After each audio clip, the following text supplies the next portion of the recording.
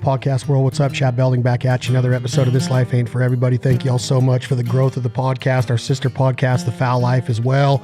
Please continue to support the partners and sponsors that support our properties here, Foul Life TV on the Outdoor Channel, the podcast, our live events, our social media, and soon to be our new provider series of cookbooks, live events, workshops, and an interactive website. Can't wait for y'all to be introduced to the provider. Today's episode of This Life Ain't For Everybody podcast is brought to you by our friends down in Georgia, Family Friends, The Outdoors, Realtree, and Realtree Fishing, their wave pattern. They have introduced this to the professional, the recreational, all sorts of fishing from bass to trout to sturgeon to offshore, you name it. Realtree's right in the thick of it again.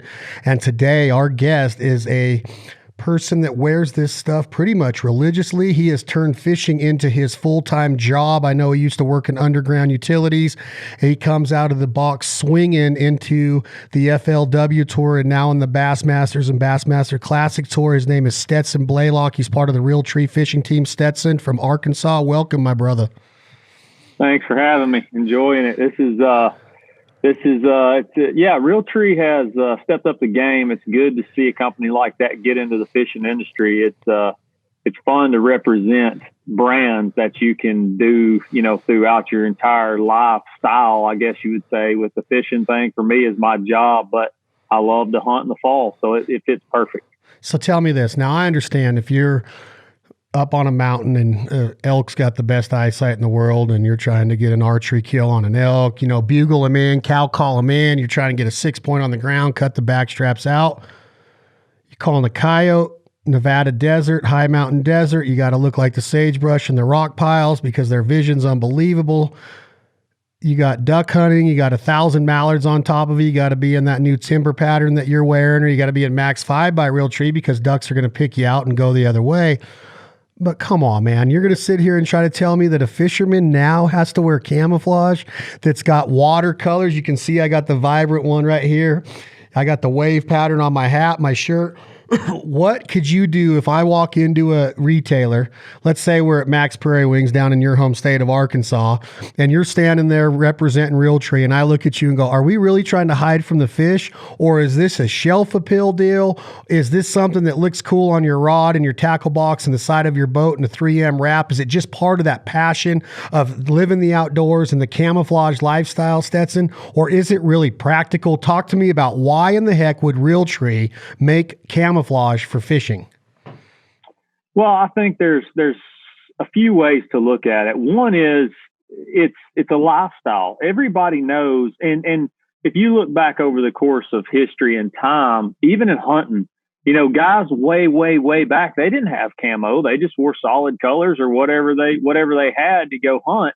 But Realtree stepped up and made it a lot easier for us as hunters.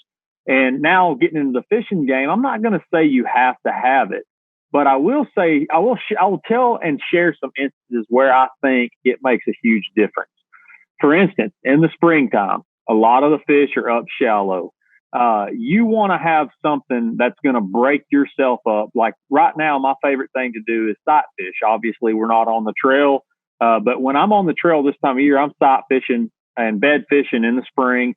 And those fish have really good eyes and they see movement. I don't know that they necessarily see patterns and colors, but they see movement. And anything that you can wear, I wear a face shield, dark hat, dark clothes. And I just feel like that new wave pattern sets up perfect. Obviously, I'm going to wear a gray or a green or a color that's not going to stand out, like the blue hat you're wearing or the green shirt you're wearing may not, in my opinion, is not your best choice because it stands out. And I feel like those fish absolutely can see that movement in the boat. Obviously, you can have a white bottom boat. I choose. It's kind of funny, but I have a black bottom boat. I want to be to where anytime I'm around those fish that I'm as stealthy as I can be. And I guarantee you having something on that doesn't stand out makes a difference in that time of year or any time those fish are up there shallow and you're really trying to be stealthy for them. So what color, if my shirt or my hat stands out, I got the blue wave and the greener wave. I would think that if I'm a fish and my eyes look up and something might move or flash in these colors, I look like an extension of the vegetation or extension of the moss or an extension of the blue water, and it might just be a tree shaking or moving or something that fish might not, just bum rush out of there or flare off of. But what colors would you say or is it more of a whitish color you want, more of a grayish color you want, more black tint to it? What do you use these real tree patterns that I have on? I do. Yeah.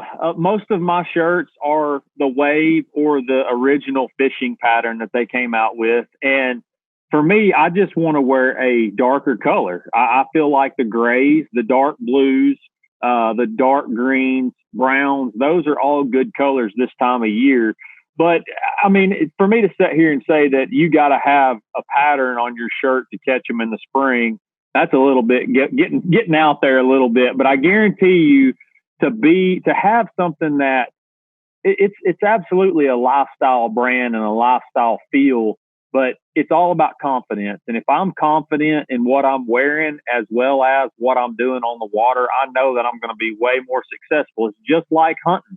This new timber pattern, like the shirt and the hat that I'm wearing now, when you're out there in the woods standing beside an oak tree, you disappear. And that's the biggest thing about the stuff that we're wearing is it puts you where you need to be. And it keeps the animals from seeing you and, being more successful. And not to mention the culture that Realtree brings to the game. When you're out on the water and you're part of that Realtree culture and community and you have the support of Mr. Bill Jordan and his family and the entire, pretty much, I'm all the way out in the Western United States and Nevada, and you have my supporters being part of the team. We get hooked up through a network of knowing guys like, that work at Realtree or part of the management group at Realtree, or just this network is so special that we live in the outdoor world. Like I might come to Arkansas and be down there doing an event with Max. You might be home and I say, hey, teach me out and teach me how to top water fish for bass, or it's anything can happen with the network that Realtree has built over the years in the outdoor industry. And I think it's like a sign of just the support of the culture and the lifestyle that Realtree would enter the fishing world and support it and invest in it like they have. And now they have guys that have actually won tour events on not just the FLW, but not just the Bassmasters, but now the Bassmaster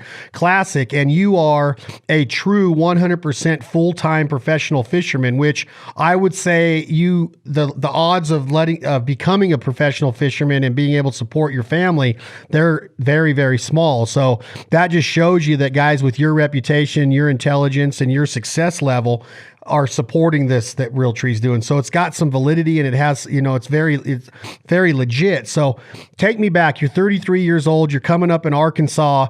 When do you start to go from, I'm a pretty good fisherman, I love to be fishing. I used to be in the boat with my dad or my grandpa, my uncles. When does it start to hit you that, man, I could see myself really, taking this to the next step? Was there a high school team? Did you fish in college? How did it all start? Well, for me, the story is it's a little different than you might think. I've fished growing up forever, but for me, I was introduced to tournament fishing when I was 10 years old. I fished a small tournament, but when I was 12, my uncle, he invited me. He was a really good local tournament fisherman here in Arkansas. He invited me to fish a night tournament on one of the local lakes. I ended up winning. We won that tournament, and I won. I think we won $500 or something like that. So, I mean, I'm a 12-year-old kid with $500 in my pocket from catching bass. And I told him, I was like, hey, let's do this again next week. So next week we go out, we win again.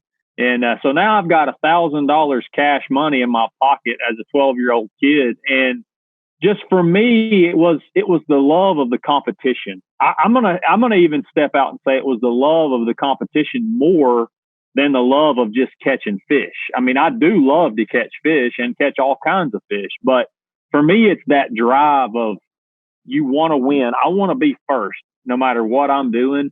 And, so from the time I was 12, fished a couple night tournaments, and he asked me at a very young age, 12, 13-ish, right in there, hey, do you think you might ever want to do this for a living?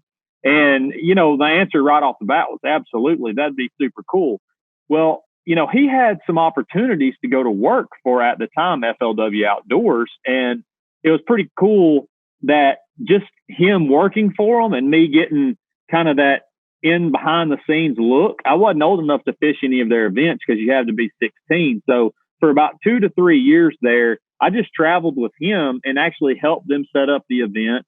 I got to practice with some of the pros. Of course, now the rules have all changed, but back then I could even practice with a pro just for fun during practice and then help them work the event. So I got my foot in the door at a real young age. And actually, I started homeschooling right about that time.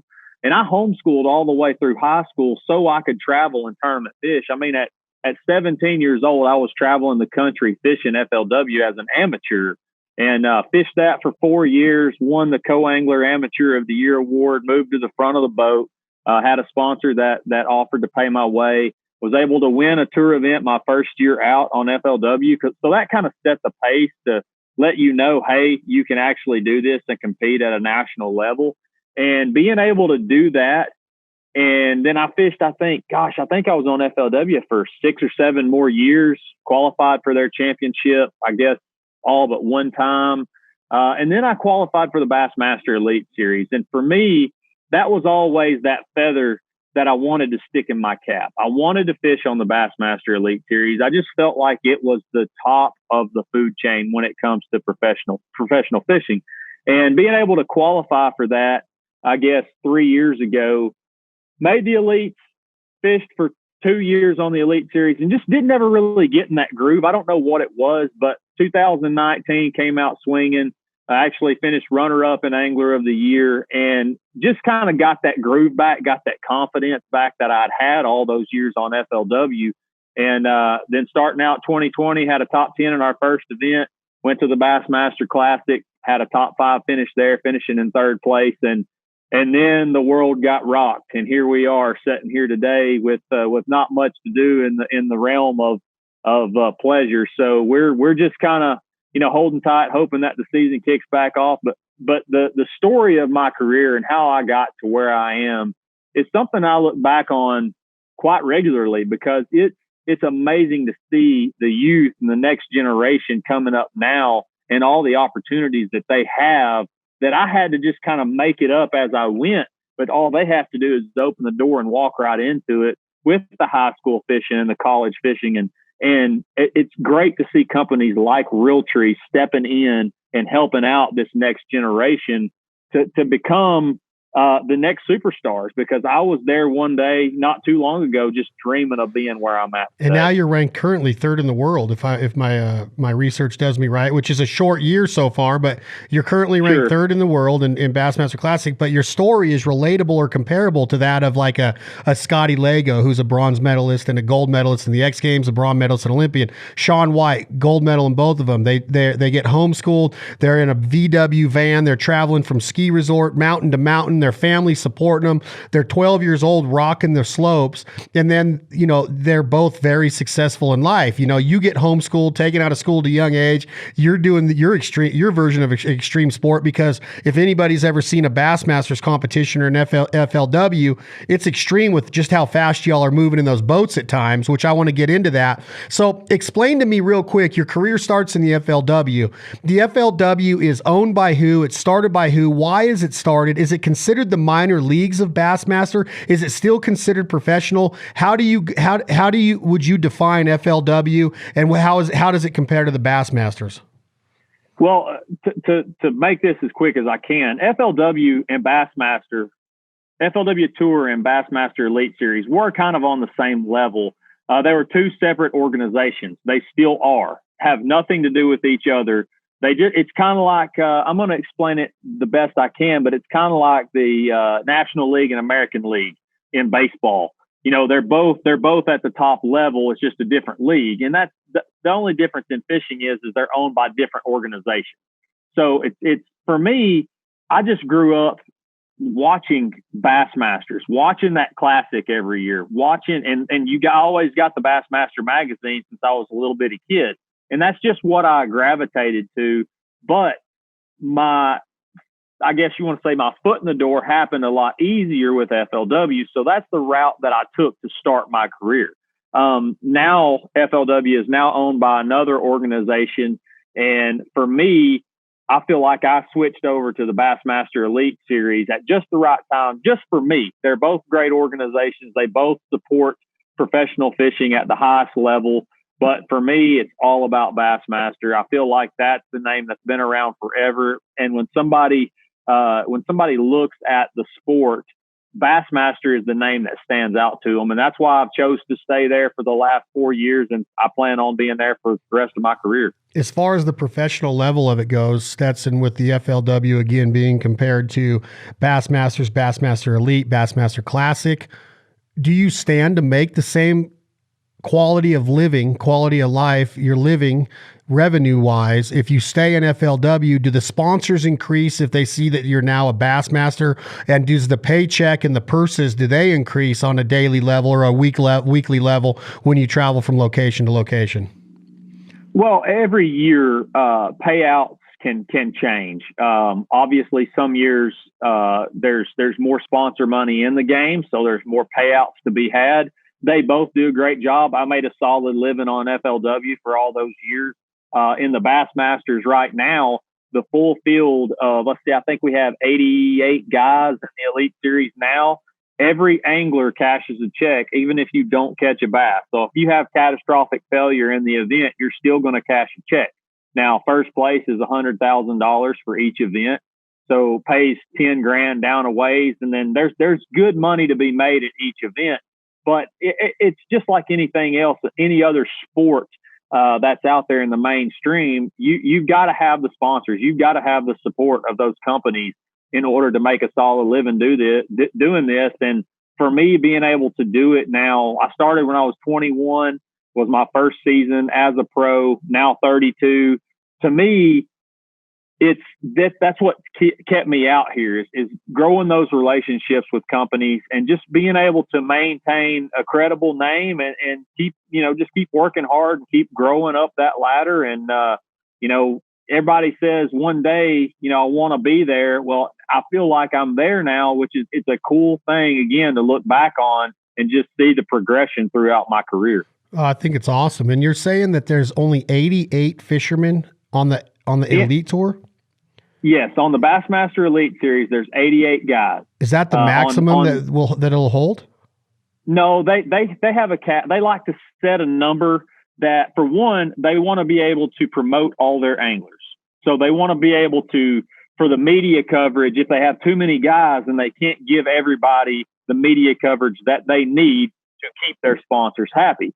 So it's for me, it's a unique situation because there's only 88 guys and you're doing well in an event, you're going to get camera time. And that's what it's all about. That's what the companies want. They want to see your face on ESPN2. And, just like the Bassmaster Classic, it's airing. It aired last Sunday and this Sunday, and the final day will be next Sunday. So for me, that's what's big, is making sure that you're consistent, making sure that they keep the numbers down in the tour so everybody can get some of that love.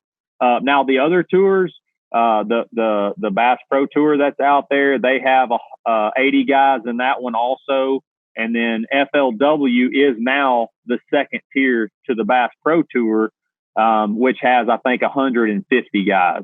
So Bassmaster has the Bassmaster Open. That's how you qualify for the Bassmaster Elite Series. I fished the Opens while competing on FLW Tour. I competed also in those Bassmaster Opens in hopes to qualify for the Elite Series, which I did. It took me 4 years, I think, to qualify for the Elite Series. And I have to stay qualified. It's just like in the PGA. If you don't perform year after year, you do get cut. And I think this year there's going to be some pretty big cuts in our field. So got to maintain that qualification every year. Does that cause you, your competitive drive, to practice more? Obviously, you got to hone your skills. Do you get anxiety? Do you worry when you make a statement like that? This is your livelihood. You don't want to take a step back. If you get cut from your livelihood, do you go back to underground digging or do you go back to the FLW? I don't know how all that works, but how much pressure is on a guy like Stetson Blaylock when you make a statement like, I could still be cut at 32 years old this far into my career? Man, to give you a quick example, you look at guys like Rick Clunn. some of those names like David Fritz, some of those names that have won Bassmaster Classics, several classics, been at the top of their game. They're now on the later years of their career, but those guys can still get cut, and they're nowhere near through fishing at this level. They want to be out here just like I do, and knowing that you can get cut any year if you don't perform, it definitely adds a little bit of tension to it. But I personally feel like that's what really drives me, is not necessarily worrying about if I'm going to get cut, because I know if I go perform and do my job every tournament, that I'm going to be just fine. And that's what I hang my hat on. Work hard and do your part. It's in the hunting industry, it's the same way. You can do everything right and not make that kill. You cannot make that shot. You can do everything you do in the timber. You can have your decoys just right, and the ducks just don't want to come in there that day. And I've seen that, and I understand that that's exactly how it is in fishing. You do everything right, and they just don't bite, or you lose them halfway to the boat. It can be pretty tedious at times. But for me, the last 2 years, 2019 and the first part of this year, I've really, really not let that affect me at all. It's just kind of been, instead of it being on the forefront of my mind every tournament, I've put it on the very far back edge of it. I still think about it, but when you don't dwell in that and you go out there and you work hard, it's a whole lot easier to perform and not worry about those opportunities. So as a professional athlete, you're an athlete. You make money performing and being competitive. Is there an off season? When is the off season of a Bassmaster professional? And are you in the weight room? Are you training? Are you running? Do you have to have your cardio up? You got to stay in shape. You want to make sure that you can fish every day of the week and practice. We're going to get into how the week rolls out during the season.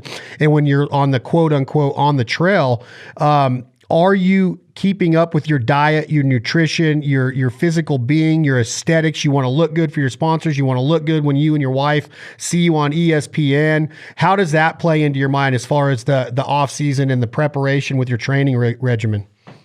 Well, I think for everybody on the trail, it's different, because when a lot of people, they think of fishermen, they think of you go set out on the creek bank and cast your pole over in the water and wait on something to bite, pull your bobber under. And that's as far from the truth as you can possibly get with what we do.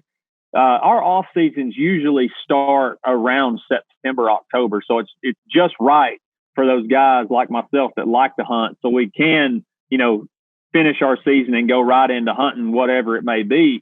But, we usually are in off season through January, but you got to think, as soon as the season ends, we have to start working towards those sponsors. And like myself, I've got a whole list of companies that I have to stay on top of, whether it be content, media, social media, everything that they need, and then finalizing those contracts for the next year and moving on.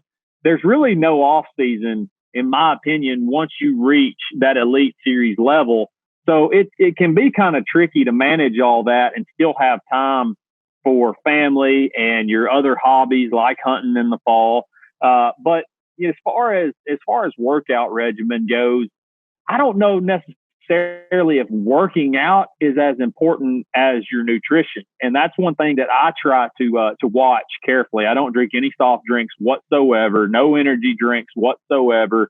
For me, it's sports drinks, water. Sweet tea is really good. I try to limit myself on that to one a day, but I think eating is probably one of the most important things, because a lot of fishermen you see and you talk to, they don't eat or drink anything because they're so focused on fishing and on that tournament and getting that next bite that they forget. And what they don't know about that and don't understand about that is they're destroying their body by not giving it the proper nutrition that it needs. I eat 3 or 4 times a day while I'm on the water, as well as having something to hydrate all day long, from the very first cast of the morning to the time I lay down at night. And I think that's the most important thing. Fortunately, we get to travel. My family gets to travel with me. So my wife and 2 kids, I've got a 7-year-old boy and a 4-year-old girl, and they get to travel with me. So she gets to cook healthier meals. We camp a lot. We've got a 5th wheel we take with us about half the year. We rent houses the other half the year, depending on where we're going and that sort of thing. So we do keep a pretty, I'm not going to say strict diet, but we do keep a diet that we'll make sure that we can perform at peak performance all year long. And I think that makes a big deal. Now, working out to me, it's something that I try to do, but I don't enjoy it like some other people do. So it's hard for me to get up every day and go to the gym. But for me, I think that routine of just what you put in your body is the most important thing when you're out there. Because see, like when I fish all winter, or we have some cold tournaments in the first parts of the year, your body burns a lot of fuel in those early tournaments when you've got all those clothes on. And then in the summer when it's 100 degrees, I'm out there at 5 a.m. and I don't quit till it's dark. So that can be 9:30, 10 o'clock some nights. There's not much time for downtime. So you've got to be in shape to hang with it as much as I feel like I need to perform and to be able to have that competitive edge over the other anglers. Love it. Where's your favorite place to fish if you had to pick one? If I'm fishing for largemouth, I'm going to say Lake Fork in Texas. And it's only 4 hours down the road from my house. So I spend quite a bit of time there. We actually have an event there scheduled for June. Hopefully we get to fulfill that one. But if I'm fishing for smallmouth, and probably my all-time favorite lake would have to be Lake St. Clair in Michigan, right there around Detroit. That lake is absolutely loaded with smallmouth bass. We finished our season there last year, was able to take a runner-up, finished there. Also had 24 pounds of smallmouth for 2 days, and then 22 and some change the last day, which is unheard of for 5 fish limit. And this is it comparable to catch a smallmouth as opposed to a largemouth? Did the smallmouth fight more? What is the difference mainly? And I'm going somewhere with this line of questioning. I'm just trying to get my marble straight before I throw it at you. Sure. Yeah. I think smallmouth, they definitely fight harder. It seems like largemouth have a real hard hit right off the bat, but as soon as you fight them halfway to the boat, a lot of times they kind of give up.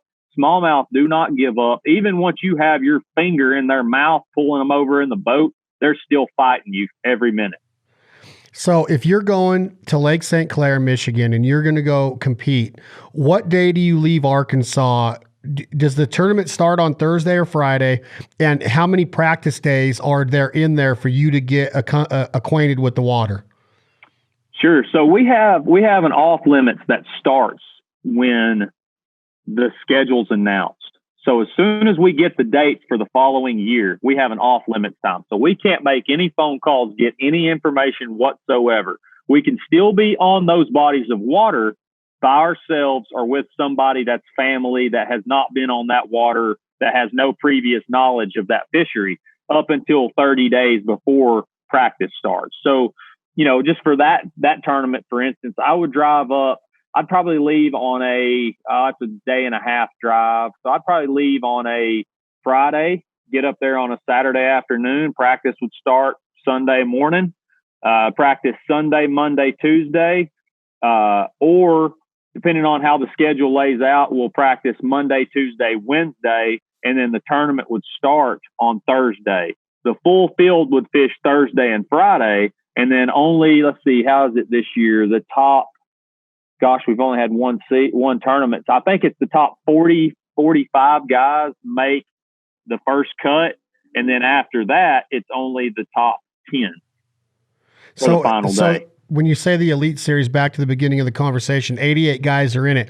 You don't have to go to every tournament, right? That's up to you to fulfill for your revenue and for your sponsors, correct? You can go to as many or as least as you want? Well, yes, you can, but I mean, if you want to, you're not going to qualify for their championship for the Classic unless you show up for all the events. For all the events, so, which is about how many? Let's see, I think there's 9 regular season events, 8 to 10, depending on the year. Some years there's more. So it just depends on what the schedule lines out. But for me, there's no option for not going.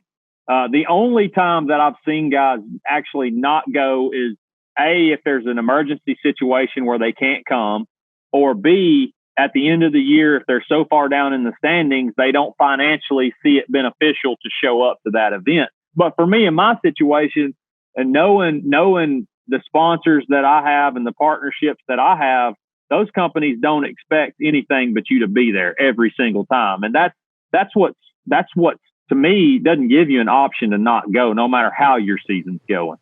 So your practice on let's say it's a Monday, Tuesday, Wednesday practice. This lake is known for smallmouths as opposed to the body of water you mentioned in Texas for larges. How different is when we're fly fishing? You match the hatch. You're hunting fish. You got nymphs. You got you got indicators. You got dry flies. You're trying to match the bugs that are coming off of that day, at that time of the day, that exact minute or hour. You're looking for moving water and still water and the ripples and all of that stuff, right? So you're really changing your baits quite a bit depending on what the day brings. Is there a big difference in your tackle box for success?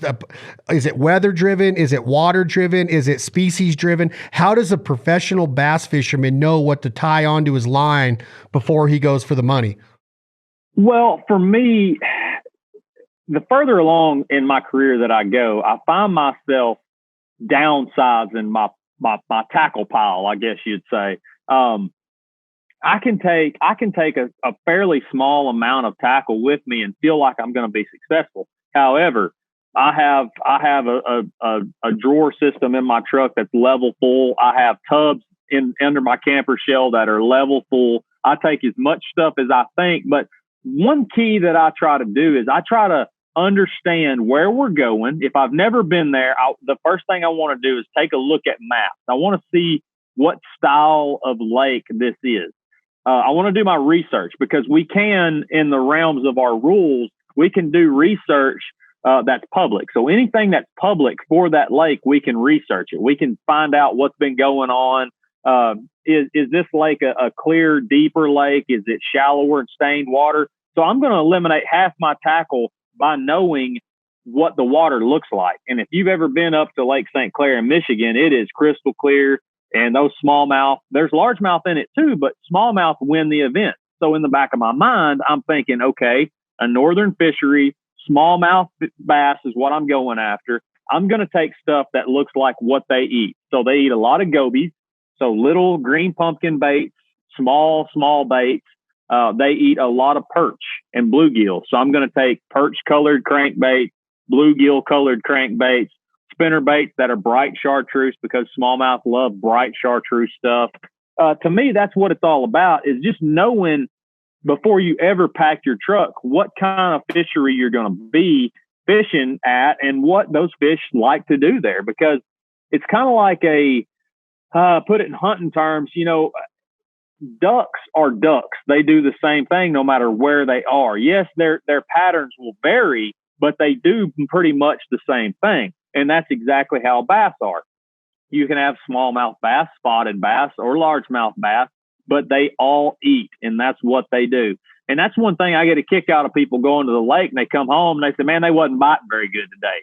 Yes, there's days that they don't bite real good, but somewhere on that body of water, there's fish biting. You just have to figure out what they want and what they're doing. And for me, I think the most important thing is to know where the fish are. If you find the fish, you're going to catch them. If you throw something that even remotely resembles what they want, if you're around them, they're going to eat, especially if there's a lot of them, because that's what they do.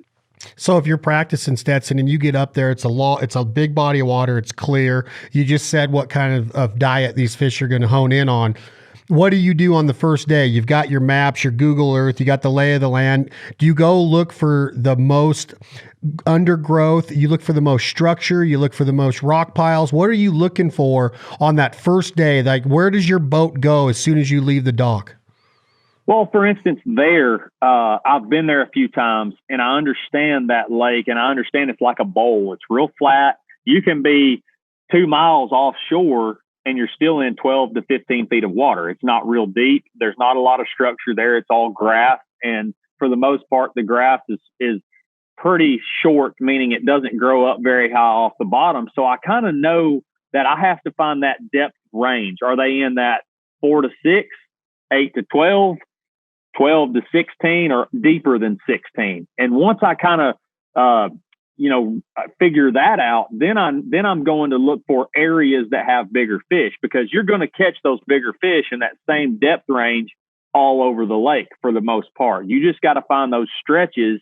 What I call stretches is sections of the lake where you're going to catch those bigger fish that are going to get you the tournament quality fish to where you can be in contention to win at the end of 4 days.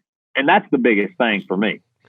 In duck hunting, you hear a bunch of shots going off. It goes, oh man, they're really in them over there. Sometimes you walk in there the next day, you've done all your due diligence, your scouting, your homework, your pre-hunt preparation. You go in there and guess what? Somebody's in your spot, right? They go, hey, first come, first serve.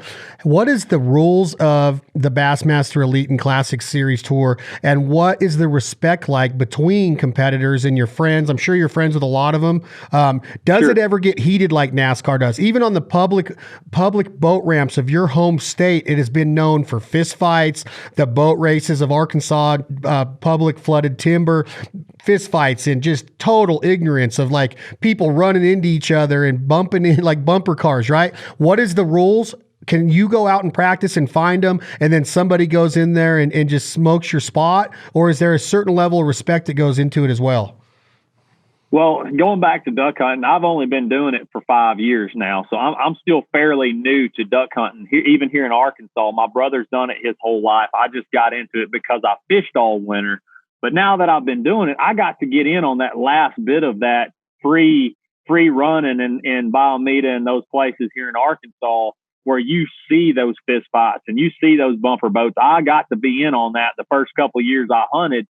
And the way that it differs on the trail is you can, for instance, I have found the winning school of fish probably, I'm going to say a dozen times in the last 5 years of my career. And only one time did I win off of those fish, simply because all these guys are good. There's no limits to where they can go. So if I find a school of fish, who knows? They may have found them later that afternoon or the next day of practice, and I didn't see them. I didn't know they were in there. So I run in there to my spot, and I catch my fish, and I leave because I'm saving them for the next day, right? So then I go back in there the next day. I'm a later boat number because say I draw boat 2 first day, they flip the boat numbers for the second day. So I'm actually the second to last going out on day 2. So a guy, I pull in there, and I pull into my spot, and I'm like, dude, what are you doing? This was my spot. That's where I caught every fish yesterday. He's like, well, I did too, and I didn't see you in here. So yeah, you'll have those run-ins, but then you talk it out and you understand that I caught my fish by 9:30 and I left. He came in at 11:45, caught his fish, and he left, saving them for the next day. So now we're in there together thinking, where was you at yesterday? But then you talk it out and you're like, oh man, we found the same fish. Let's work together now and see if we can't make the best situation here so we can both, excuse me, if we don't win, we can both have a top 10 finish, hopefully. And that's what it's all about, because talking about the Elite Series, so we fish those 8 or 9 or 10 Elite tournaments to qualify for the one Bassmaster Classic every year. So if him and I get into an argument and I say, fine, I'm out of here, you can have it. He goes on to finish second. I go on to finish 32nd. That's a lot of points that I may have needed by the end of the year to make that classic qualification. So I always try my best. If I find a school of fish that somebody else found, or if they find a school of fish that I found, I try my best to work with them to where we can both, you say, dang it, that's the winning school of fish if I had it to myself. But obviously I don't. So why don't me and you both try to make the top 10 here? We'll both make our sponsors happy. We'll both get good points and a great paycheck, and we'll go to the next one. So as opposed to like a car race where you hear the thing pole position, right? So Indy 500, you go the day before and you get a pole position. You get your position in that race of when you take off. The better you finish and pull in the preliminaries is you're going to be your better starting point. In golf, Tiger Woods tees off with this guy on Thursday. If he makes the finals on Sunday, the leaders are the last to tee off, but the only thing that can really affect that is everybody knows that the holes on the putting greens are going to change. They're going to cut them and drill them somewhere else each day. The wind might be blowing harder when Tiger tees off in the afternoon. The rain might come in, which inhibits his ability to score well on the course. But you're telling me that in fishing that you guys don't all take off at the same time and get the same sunlight, the same angle of the sun, the same water temperature. You might be fishing later than you did the day before. because your boat switch? It's not necessarily as drastic as you might think. So when we take off, the day before the tournament starts, we have a pre-tournament meeting, and they do, I guess you'd call it random boat draw. It's computer draw numbers. So I may draw, let's just say I draw boat 1, and I'm like, yes, I've got a spot that I think I can win on. So I'll run in there, shut down. My fish are there, they're biting. I catch my 20 pounds, and I leave. Okay. For one, I don't want to sit there and catch more than I need because I've still got potentially 3 days of the tournament. So when I leave that area, even if it's 30 minutes after the morning, the guy that took off boat 2, so we take off 1, 2, 3 in a single file line. So if you're the last guy out, you're only missing 15 minutes. You know, the first guy took off 15 or 20 minutes ahead of you. So yeah, he may get to his spot first, but the next day you're going to be number 1. So yes, there's not a qualification system, I guess, the way that you take off, but there is a respect. Like, I'm boat 1, I pulled up to this spot. The guy that's boat 5 pulls up right behind me and he goes, oh, you found these fish too. Okay. So I pull up, I'm number 1, I catch them, and he's like, hey, let me get some. So he gets in there and catches them. Then day 2, he's going to be 5 boats ahead of me. So I have to hope that he respects me enough, and I let him come in and catch his fish. On day 2, he's going to let me come in because I know he's going to beat me to that spot. Now, not all the time, it doesn't work that way. Sometimes they'll say, you know what, you found these first, you can have them, you know, good luck, but not very often, because as the tournament progresses, we will be more and more lenient. Just for instance, say it's day 3 and I roll into an area and the guy leading the tournament is in that area. So by day 3, I know pretty much where everybody's fishing, but I didn't know this guy was back there. I run in there and he's back there. I'm not going to pull in there on his spot fish, even if I found those fish, because he's leading the tournament on the 3rd day. So for the previous 2 days, I didn't even go in there. That's where the respect aspect comes into play on all major fishing trails. Is if you're way behind, you don't go in on somebody that's leading the tournament or in the top 5. Now, if you're both in the top 10 and y'all are kind of sharing water anyway, then yes, you work together the best you can, but I'm competing to catch more than that guy sitting right next to me. Even though we're catching the same fish, I want to beat him just as bad as he wants to beat me, but we both know this is our best area. So we're going to work together, be respectful of each other's cast, and try to make it the best that we can. So you're saying there's competitors that know going out on the last day of the competition or the tournament that they have 0 chance of being on the podium? No, not on the final day, because the top 10, to me, it's a win if you make a top 10. There's 88 guys. If you make it the final day and you're sitting in 10th place, you're going to have a Bassmaster live camera in your boat all day, no matter what. If I'm 10 pounds behind on a lake that's full of 2-pounders but doesn't have very many big fish, yes, I kind of feel like I'm out of it because I'm 10 pounds off the lead. And if that guy goes and catches what he's been catching, there's no chance for me to catch up. But on some lakes where there's lots of big fish, like Lake St. Clair, where I'm talking about, if you're a couple 3 pounds behind and you're in 10th place, you still have a chance to win that event. A better chance, I should say. Because it's fishing, it's nature. Anything can happen. The top 3 guys could go out and not catch a bass. So you could be in one of the last few places and win. It has happened. If you go back last year in 2019, you will see 2 events where the guy in 10th place came from 10th to win on the final day.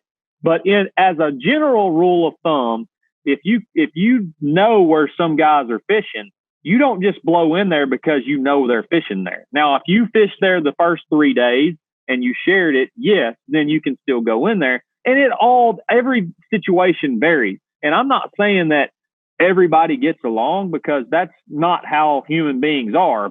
People are competitive by nature, and that's I have seen it happen a lot where guys get into it on the water. But as a general picture, we want to be respectful because we know we have a whole season to compete against these people. And maybe the next time the role's reversed and you need them to be gracious to you so you can catch your fish. So I try my best to be as gracious as I can and still be able to do my job. So if you don't have a camera from the Bassmaster film crew in your boat, if it's not the finals, if it's the Thursday, the opening day of the competition, are you by yourself in the boat, or does the Bassmasters have to have a spotter in there to prohibit anybody from cheating?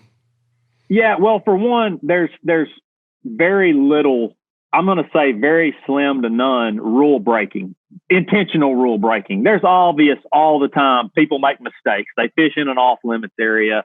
They idle across the cove without their life jacket on. That kind of stuff to me is not cheating. That doesn't change the outcome of the event. And especially if they do something that they know is an infraction after the fact and they come in and say, hey, look, I made an honest mistake. I want to correct this and make it right. But yes, we do have marshals, is what they call it, in everybody's boat.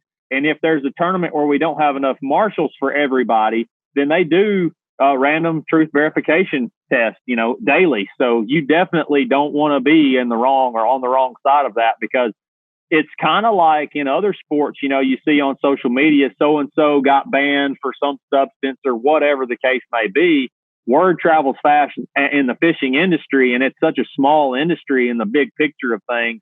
You don't want that kind of rap on your name. So it's best to, follow those rules tight as you can. And yes, the Marshall program is a great way to keep everybody honest.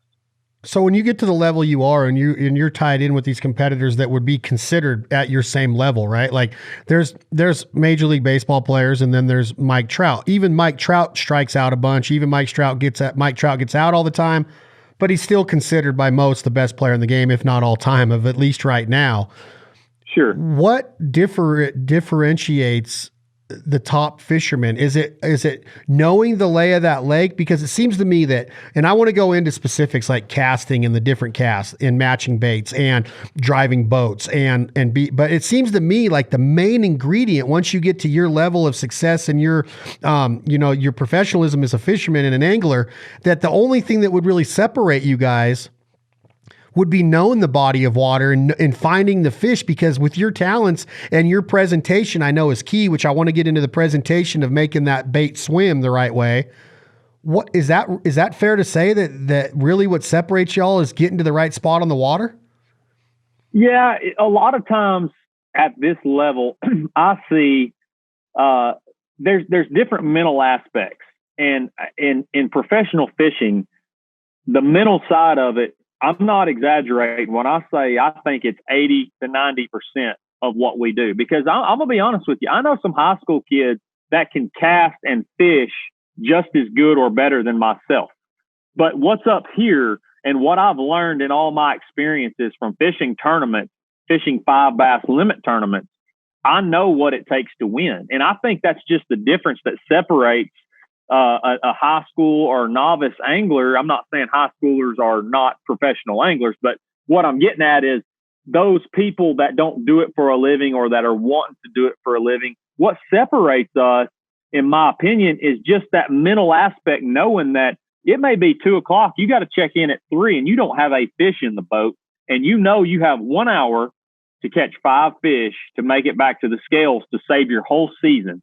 And being able to stay mentally strong and focused on the next cast, the next target, the next move. Do I stop on this point? Do I pass it to go to the next point? All that stuff is right here. And that's what makes you stronger and helps you make decisions on the water just that fast, because that's what it's all about. Being able to make fast, split-second decisions that when you pull up and you catch that 4-pounder on the last cast and you run back in going, people are going to think I smashed them today and I didn't even have a limit till the last cast. It's all in your head. And yes, we all have fast, good boats. We all have the best products out there. It's just like baseball players. They all swing different brand bats, different gloves, different shoes, but they all are at the top level no matter what brand they use. So it's what separates us. Sometimes it can be research. And I'll be honest, there's sometimes on certain bodies of water, I have worked harder than anybody else there in my mind, and yet I get beat to my spot. And when I get beat to that spot, I'm sitting there trying to mentally stay together to where I can go, okay, he's there, no big deal. I'm going to run out to the next spot. I'm going to go to my plan B and try to figure him out enough to win on plan B. And I think that's the biggest thing is being able to mentally stay strong, make the right decisions on and off the water that are going to set yourself up for success in those tournaments, because you only get an 8-hour day. Everything has to go right to be successful out there. So how long, let's take this, for example, what you say, and being able to have the ability to make split-second decisions. You found the fish, you're in them on the practice days, you get out there, you drop boat number 1 or 2. How many casts, Stetson, or how long do you stay in that spot before your instinct kicks in, time to go, we got to find another spot and go to plan B? Man, it varies. And I'll tell you how it works for me. I see a lot of guys pull in an area where they knew there's a big school of fish. They thought that was their place, that they're going to catch their quick limit and be able to go leave that, catch a limit, leave there, go find bigger fish. If I pull in there knowing those fish are there, I'm looking for certain things on the water or with the day. So for instance, here in Arkansas today, it was 40 degrees this morning. It's going to be in the 30s tomorrow. So if I'm starting a tournament tomorrow, I'm not going to run straight to the bank and try to catch one off a bed, because yes, I know they're still spawning because it's April, but those 30-degree nights will back those fish off a little bit. So I may even change my game plan before I ever even start the event. And that's one big thing to me that I think a lot of people, again, it's right here. What do I need to do? How can I look at this situation and make the best decision to be successful? And for instance, at the Classic this year at Lake Guntersville, I found some fish in the back of a creek that were schooling on shad. The first night of the tournament, we had a big storm blow through, cold front came in. I pulled in there in that area.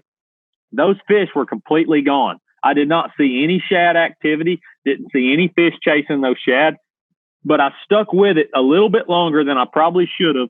And I found a little school. I'm talking about one particular cast over and over. And I caught a limit of fish in the first 30 minutes out of that one particular spot. There was 0 fish anywhere else in that pocket that was absolutely full of fish 2 days prior to that.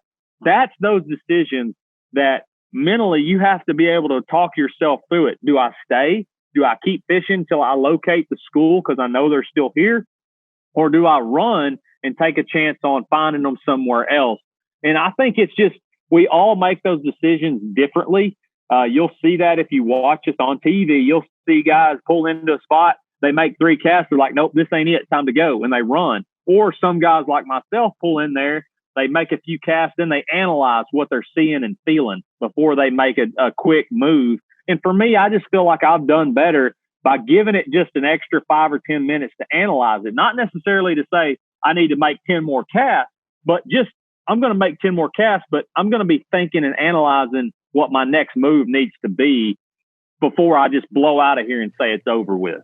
When the Bassmasters Elite and Classic go to set the tournament schedule and the locations and everything, do they look at a lunar map and do they get the schedule of the full moon and try not to schedule a tournament with your guys' caliber of fishing and the money on the line during the full moon? And is that question stupid because the moon phase has nothing to do with the success on water, or does it have something to do with it? And when you're talking about adapting, when you know you're going into that moon phase, the beginning of the full moon, not the dark of the moon or the tail end, do you go out later? Do you want to be one of those later boats? Do you want to be early because the fish have been up all night and they're not back in bed yet? How does that work? Well, I'm not a moon phase guy. I know in hunting, I think it makes a lot bigger difference than it does in fishing, because when I'm tournament fishing, we don't get to pick. Yes, the organization tries to set us up on bodies of water at their peak time. Now, that doesn't matter really necessarily about the moon phase as much as in February in Florida, fishing's usually good. In Alabama, in March, early March, fishing's usually good. In Tennessee, in April, May, and June, fishing's usually good. Then we go to New York and Michigan in those August, September months because fishing's usually good. But the moon phase, to me, the only time I've seen it make a real big difference, in my personal opinion, this is just me speaking, is around the spawn. The full moon in April, those fish do make that big push. to the bank. But I still personally feel like the temperature, the air temp, that water temp, when it reaches 60, 62 degrees, those fish know that it's time to go to the bank no matter what phase the moon is in. But to answer your question about, is there sometimes you want to be in that later flight? Yes, because check-in for the first flight, guys, is at 3 o'clock. If you're in one of those later flights, you may not check in till 4 o'clock. So you get a whole extra hour on the first day or the second day, depending on how your draw goes, to fish longer in the day. So in those early months, say you're at Gunnersville in March, yes, when that water warms up in the afternoon, sometimes you have a greater opportunity to catch a bigger fish. So that extra hour can help you out on that particular day. But you have to remember, you're not going to have that hour on the next day because your boat number is going to be reversed. So you have to utilize that and take advantage of all those opportunities that you get, whether it be a later boat draw or if you have an earlier boat draw. You want to make that move to your best spot where you think you can catch them right off the bat so somebody else don't beat you to it. So, yeah, there's all kinds of things that you have to – it's more than just let me tie on my cricket and go out there and see if I can catch one. So in fly fishing, back to that, because that's what our family around here does mainly. We don't have a lot of bass waters where we grew up. Sure. You got the 4-weight, you got the 5-weight, the 6-weight rods, you got the different weight line. You are going species specific. Are you tarpon fishing? Your cast might have to be 100 yards at that, or, 100 feet at that time, not 100 yards, 100 feet at that time. Are you fishing for trout on the Little Truckee River in California where you might have this size rod? Or is it more universal in Bassmasters, Elite and Classic, to where if I go out to any given tournament and I measured everybody's fishing rod, would they all be the exact same? Same with the weight of the line, the reels. I know with Scientific and the evolution of product, you guys are in the heyday of it. You're fishing with the best product of all time, scientifically, with that, with that Sure. in mind. Not to say that guys in the 70s weren't catching as many fish. I don't know the history of it, but is it pretty universal in bass fishing? No, to answer that question, there's no doubt we have way better equipment. And I think because of that, we do catch more fish on a given day than some of those guys back in the early 80s and 70s back then, because our electronics, our rods and reel, our line is so advanced. The hooks are surgically sharpened nowadays. I mean, there's things that you can be a subpar angler and still use, or just a weekend. I'm not even meaning subpar, but just a weekend angler and use the same quality stuff that we use. There's no secret to what we use. The rods and reel that I use, you can go buy off the Academy store shelf in the store and use the exact same thing that I'm using. So to me, the equipment we use, yes, it's all basically the same, but you've got 3 or 4 different gear ratio reels. You've got bait casters. You've got spinning reels. You've got mono, fluorocarbon, braided line. You've got every single kind of hook imaginable. Yes, you've got anywhere from a 6-foot rod that some guys still use all the way to 8-foot rods that guys use nowadays. So there's no limit to what we can use. I personally carry probably 60 rods to an event. Probably half that many reels, and I'll usually keep anywhere from 18 to 30 in the boat ready to go at all times. 18 to 30? Yes, because I don't want to have to, when I'm practicing, I'll have more because I've got a different bait or the same bait, 3 colors tied on, and I want to narrow that down as fast as possible. So those practice days, I'm changing, and I don't want to have to sit down when I say change. I don't want to have to sit down and re-spool, re-rig, retie new baits on. I want to be able to just sit down that rod, pick up another one, and go right back to work. Where are they at in the boat? Are they all in the floor? Is there something built into the floor of the bass boats that I don't know about that holds that many rods? Yeah, the rod boxes nowadays on these boats will hold anywhere from 20 to 30 rods comfortably. I mean, you know, some of us cram 30 or 40 in there and they're packed in there like sardines, but I'll usually have that many, anywhere from 10 to 20 in the box. And then I'll have anywhere from, depending on how well I'm on them. If I'm on the fish really good, I don't need but 4 or 5 rods on the deck. But if I'm kind of struggling and know that I may have to bounce around here and there to catch them, I'm going to have 5 or 6 on this side, 5 or 6 on this side on top of the deck strapped down every day. So when you're in the boat and you're running across, is there an advantage of the lighter the boat, the better, or it doesn't matter in Bassmasters? You're rolling, you can have whatever you want in there. Yeah, their rules are, I think you have to have a certain horsepower. You can't go below a certain horsepower. And I know you can't go above a 250 horsepower, which is what 95% of the field runs nowadays is 250. So how fast are you going? 70 all day long. And that doesn't scare you at all? No, because I've been doing it since I was a kid. I mean, to me, riding in a boat going 70 is just like walking down your driveway. I don't even think about that anymore.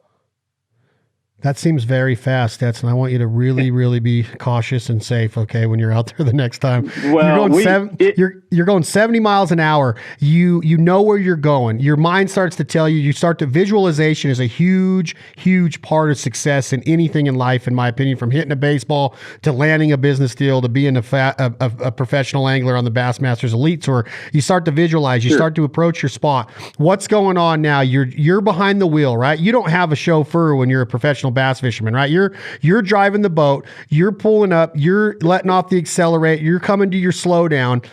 You pick your final spot where you're going to park before you get up on the platform, not really a platform, but the flat deck up front of your boat.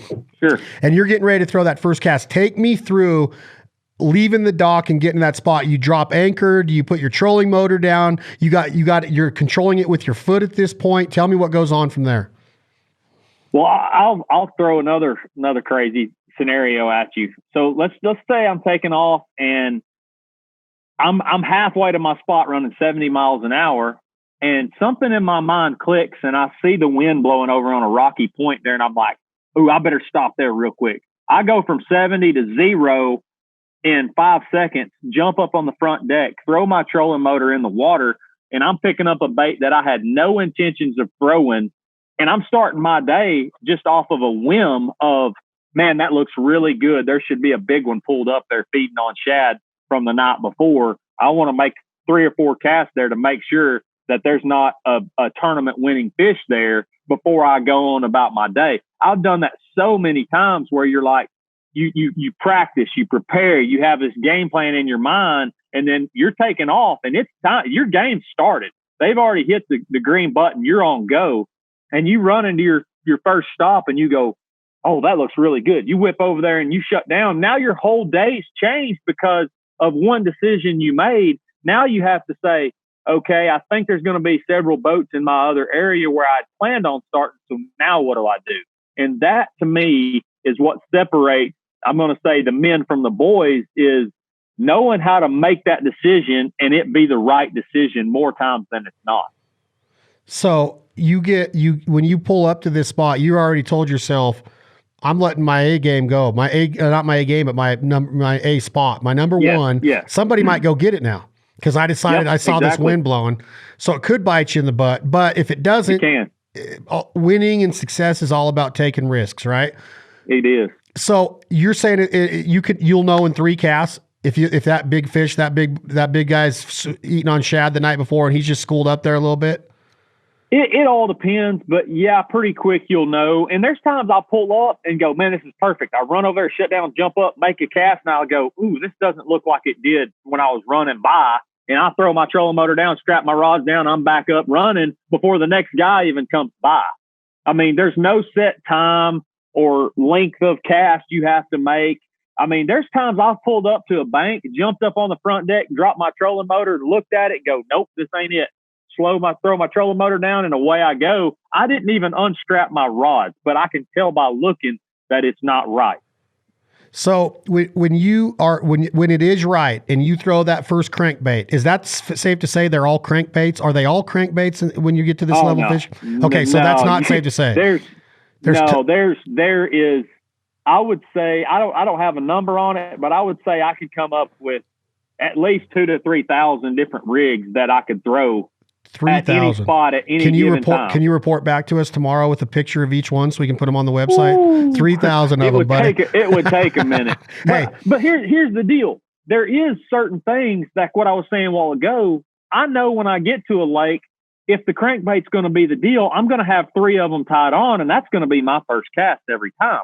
But sometimes it may be a jerk bait. It may be a Texas rig worm. It may be a Carolina rig lizard. It may be a lipless bait, a vibrating jig, a spinner bait, a top water, a popping style top water, a chugging style top water, a walking style top water, a buzz bait, a frog. I mean, I just named off 10 of them right there, and I ain't even started the day yet. So there's so many different variations.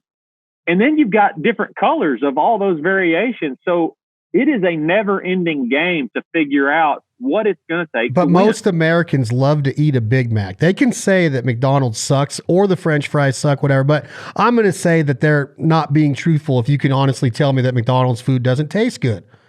Don't fish look at it the same, that there's got to be some common denominator, common thread out there that they're all going to go, that's for me. Now, I might say I'm tired of McDonald's, on the 7th day. I mean, I don't know if you've seen the documentary called Super Size Me, but it's like, I'm tired of McDonald's finally, right? But I know fish can get tired of something. Is it really dictated at that point by the water temperature and Mother Nature doing her thing because there's got to be some consistency along those 3,000 combinations that you've won most of your tournaments on? Yeah, I'll tell you one really thing. You don't have to give me any secrets thing. though. No, I don't have secrets. Bass are bass, and all they do, there's 3 things they do. They swim, they eat, and in the springtime and some places in the country, they spawn 2 or 3 times a year, depending on where you're at. So that's it. So if they're not spawning, they're swimming and eating. That's it. That's all they're doing. So yes, there's certain baits that they eat all year long. And one of those baits is a wacky rig. It is a straight stick worm. I like the Yum Dinger. It's about 5 inches long, and it's straight, just like it's the same size as a Sharpie marker with the lid on it. And what I do is I take a simple hook, just a short little small hook it right in the middle of that where my worm's hanging like this on either side. And I'm putting that on light tackle, 8-pound test fluorocarbon line on a spinning top rod. So even my son loves to throw that rig. It's a very simple rig. A kid can catch tons of bass on it. It works 90% of the year. If the fish are shallow, you throw it with no weight. If they move out a little deeper, you can use a nail from the hardware store, or you can buy specific lead nails from the tackle store that go in the end of that worm to give it a faster rate of fall. Now, all that being said, that bait is something that I throw almost all year round, and it catches me a lot of fish. I've won one major tournament and probably 10 top 10s on it in the last 3 or 4 years. I mean, it's just a bait that catches fish. So yes, there are those top baits. In the wintertime, we can't throw it in our tournaments, but the Alabama rig, it's the umbrella rig style bait. That works all winter long. It doesn't matter where you live. And to me, you just have to find what makes you feel confident that you can win. That's what it's all about. What works for you may not work for me. And that's okay, because I have what my confidence baits are, and I know that I'm going to be successful on those baits. So you hit that cast and it's perfect. He's on. You're fighting him. Give me the average duration of time that it takes from the time you know that fish is on. You've started to set your hook. From the time that you start to say, whoa, it's go time, and you pull back and you set that hook in that fish's mouth and lip, what is the average duration of time before he's back in the water swimming and you're on to the next cast? It depends on, well, for one, we keep our 5 biggest in our boats for the course of the day. That being said, our live wells are at the top of the priority list. We take every bit of good care as we can of those fish. We get penalized if we have a dead fish. Our organization has a rule where you cannot release a dead fish. So you don't see us out there catching one and you throw it in the live well and an hour later it's dead and we chunk it back in the water.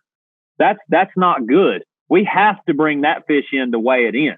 So we put those fish, say I start the tournament at 7 and I catch my limit at 7:30 and then I don't get a bite the rest of the day.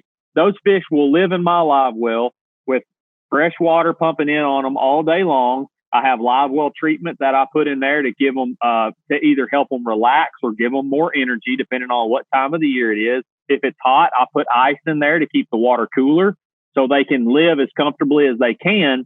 And then when we weigh them in at 3 o'clock, 4 o'clock in the afternoon, After we weigh those fish in, they're only out of the water for about I'd say 20 to 30 seconds total throughout the course of the day until weigh in. And then they're only out of the water for maybe a minute.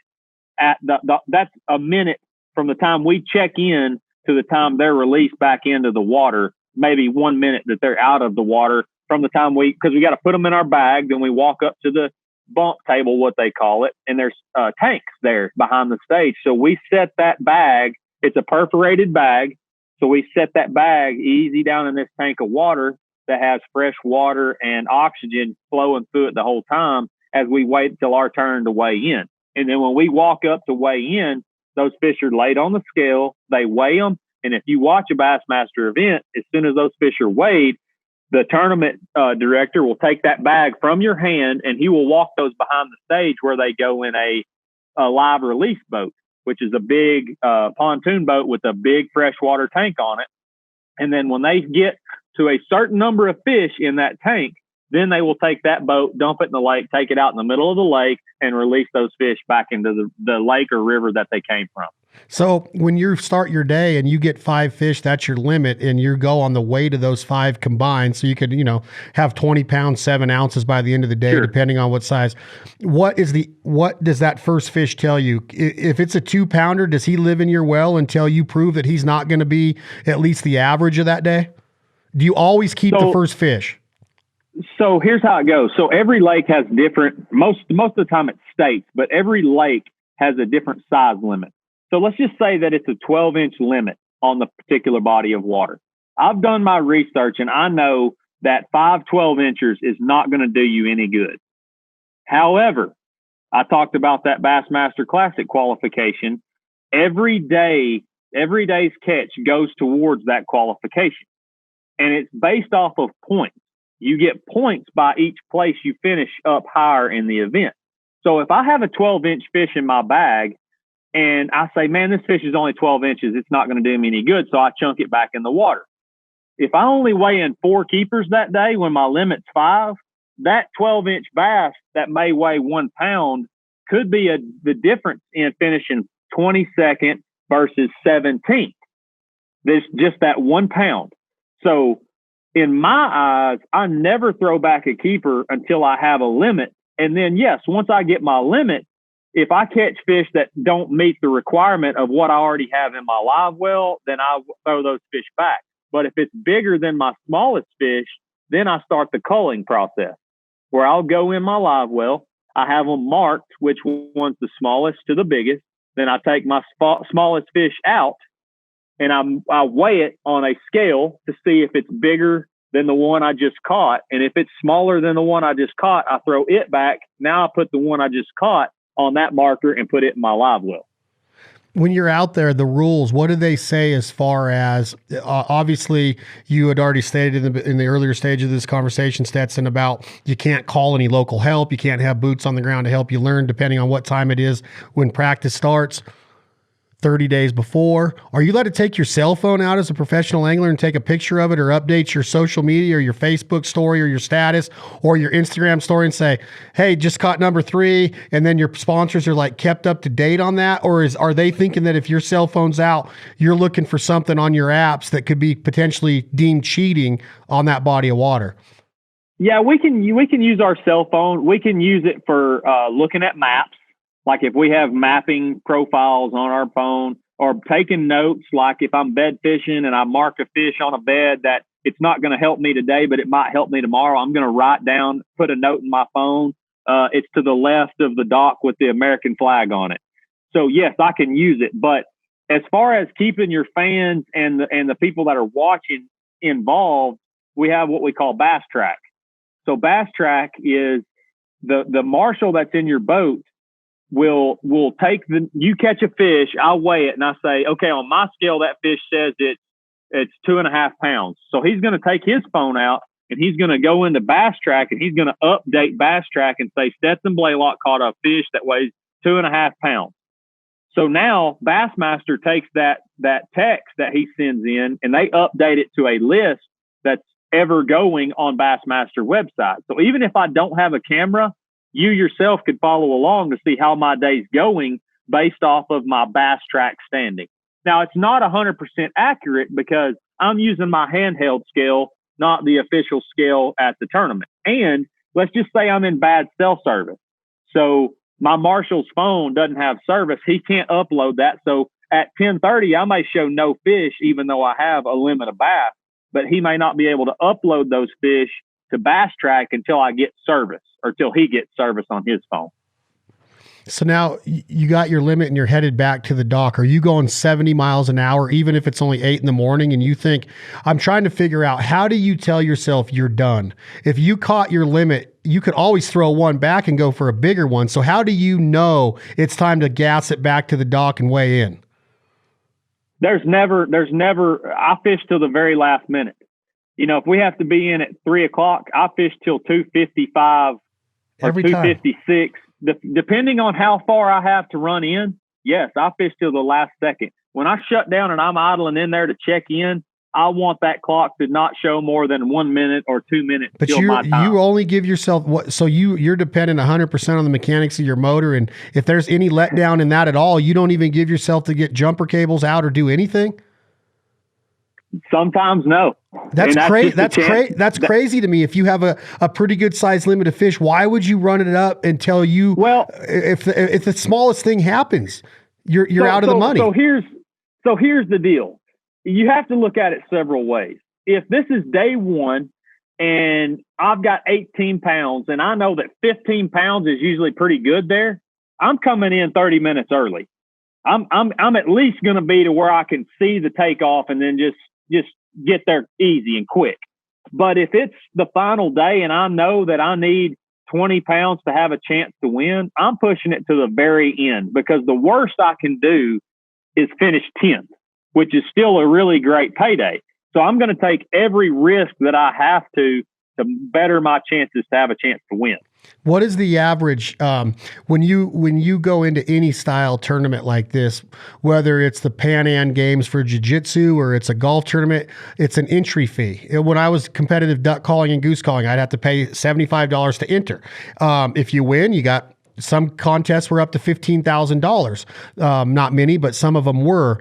What is the average, or is it up front at the beginning of the year? Do you have a sponsor that you say, all right, you're going to be responsible for all of my entry fees? Or is it pretty reasonable? I would think that with that big of a payday and paying down that many spots, that you probably got to pay a pretty good chunk of change to even be in the contest. Or are there entry fees when you get to that 88, one of those 88 guys on the Elite Tour? No, we do have entry fees, but that's the having skin in the game. I mean, in my opinion, the competition's always stronger if you have some skin in the game. And yes, we do have entry fees, and yes, that's part of the sponsor partnership and aspect of it is, hey, I need all the help I can get, so I'm making money when I do well on the trail, even though I have an entry fee. I want to be able to go out there and not worry about having to cash a check to pay those entry fees. I want that to be taken care of by sponsors, and that way I can worry about my job, which is going out there and winning the event. Next time we talk to Stetson Blaylock, everybody out there at This Life Ain't For Everybody, we're going to get more down into the nitty gritty on how this man actually wins. I wanted to educate myself a little bit today. I hope he answered a lot of questions. I think this lifestyle is fascinating. You get to literally make money doing what we did with a bobber and a rod with our grandpas growing up. Yeah, I don't think it gets any better than that. Stetson Blaylock, thank you very much, brother. Thanks for having me. I enjoyed it. We're going to do part 2 coming up here very soon. This Life Ain't For Everybody. We're also going to ask Stetson to be a guest on our sister podcast, The Foul Life, to talk to him about his other obsession, mallard duck hunting, the trees, anywhere he can get on them in the state of Arkansas. You guys saw our podcast and heard our podcast with PBR champion Chase Outlaw, who also hails from the state of Arkansas, who's obsessed with duck hunting, duck calling, everything ducks, and getting on the back of 2,000-pound bulls that jump 4 feet in the air. We're going to have Chase back on here again. Maybe we'll even get a little fishing trip going with Chase, myself, and you, see if you guys can teach this Westerner a little bit about the Arkansas way of life. Please remember to continue and support the sponsors and partners that support us, the Foul Life TV, jargongamecalls.com, banded.com, averyoutdoors.com, thislifeaintforeverybody.com. Thank you so much. Humbling to see the support of our brands.